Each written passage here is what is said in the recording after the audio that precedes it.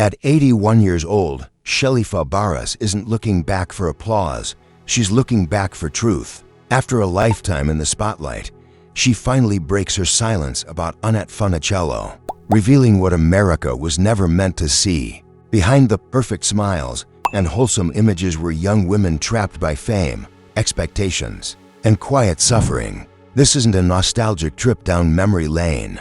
It's a powerful reckoning with Hollywood's hidden cost, and a story of strength, loyalty, and survival that will change how you see a golden era forever. Born Michelle and Marie Fabares on January 19, 1944, in Santa Monica, California, Shelley entered the world already close to the entertainment industry. After her parents' divorce, she was raised by her mother, whose family connections would quietly shape Shelley's future. Her aunt, Annette Funicello, was a celebrated star of Broadway, film, and television, giving Shelley early exposure to professional performance. Opportunity, however, did not equal security. From the beginning, Shelley learned that talent opened doors, but discipline and resilience were required to stay inside. As a child, Shelley Fabares worked as a model and appeared in commercials, absorbing the rules of show business long before most children understood the world. Television was rapidly becoming America's dominant form of entertainment in the late 1950s, and Shelley's expressive eyes, emotional intelligence, and natural warmth made her perfectly suited for the medium. She didn't overact, she connected, and audiences noticed.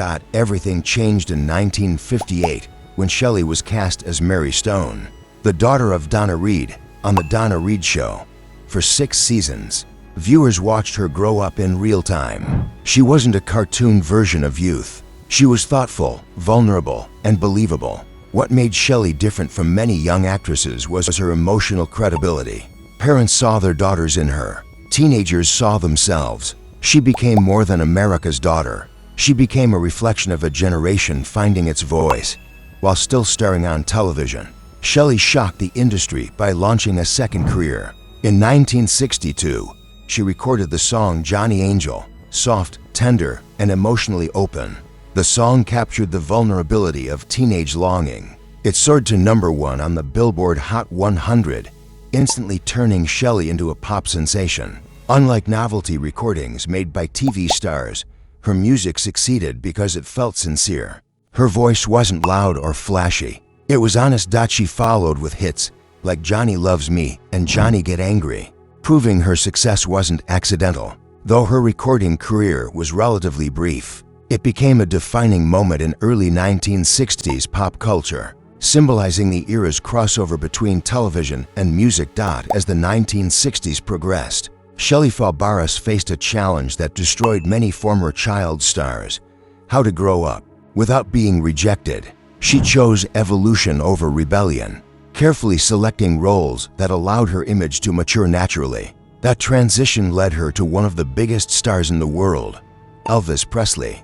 Shelley starred opposite Elvis in Girl Happy 1965, Spin Out 1966, and Clambake 1967. Among Elvis's many leading ladies, Shelley stood out for her grounded performances. She brought warmth, humor, and authenticity to roles that could have been superficial. She didn't disappear beside him. She balanced him. Her most critically respected transformation came when she stepped away from light-hearted roles and embraced dramatic television. In Dan August, she portrayed Christine Armstrong Fox, the wife of Detective Dan August, played by Burt Reynolds.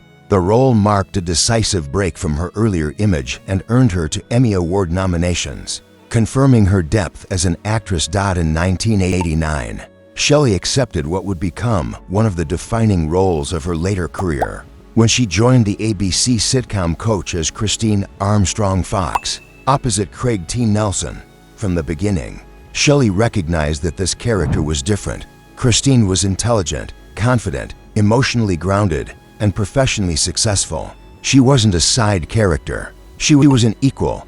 When ABC moved Coach to air after Roseanne, the show found its audience. Week after week, viewers tuned in not only for the comedy, but for the authentic chemistry between Shelley and Craig T. Nelson. The series ran for 8 seasons, ending in 1997, and cemented Shelley's reputation as a reliable, nuanced television anchor. Her performance earned her 2 Primetime Emmy nominations, and in 1994, she received the Young Artist Foundation Lifetime Achievement Award, honoring both her childhood success on The Donna Reed Show and her enduring adult career. Even during Coach, Shelley continued challenging herself with television films such as Love or Money 1990, Deadly Relations 1993, The Great Mom Swap 1995, and A Nightmare Come True 1997. These roles allowed her to explore darker and more complex emotional territory. After COACH concluded, Shelley transitioned into voice acting, becoming Martha Kent in Superman, the animated series. Her calm, nurturing voice resonated deeply with audiences. She later reprised the role in Justice League and Superman, Brainiac Attacks 2006, securing her place in the Superman legacy.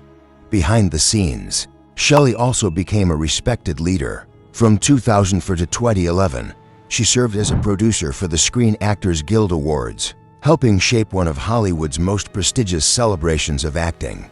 Her personal life carried its own chapters of growth and pain.